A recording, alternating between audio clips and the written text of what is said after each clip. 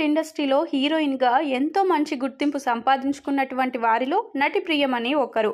ప్రియమణి 2 దశాబ్దాలకు పైగా ఇండస్ట్రీలో హీరోయిన్గా కొనసాగుతూ మంచి సక్సెస్ అందుకున్నారు. ఇక ప్రస్తుతం సెకండ్ ఇన్నింగ్స్ ప్రారంభించిన ఈమె ఒకవైపు సినిమాలతో బిజీగా ఉంటూనే మరోవైపు వెబ్ సిరీస్లలో కూడా నటిస్తున్నారు.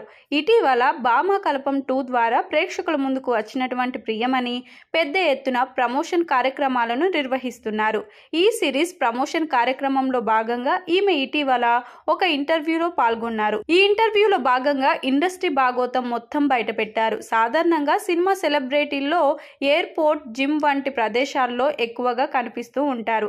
అయితే వారిని ఫోటోలు తీయడం కోసం ఫోటోగ్రాఫర్లు ఎగబడుతూ ఉంటారు.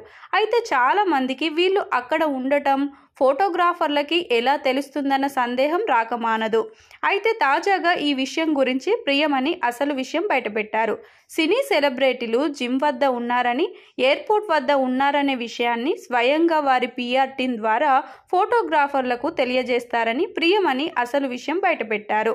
పనైపోయాక వాళ్ళకి డబ్బులు కూడా ఇస్తారని, అంతేకాకుండా పిఆర్లు చాలా వరకు డబ్బులు నొక్కేస్తారని తెలిపారు.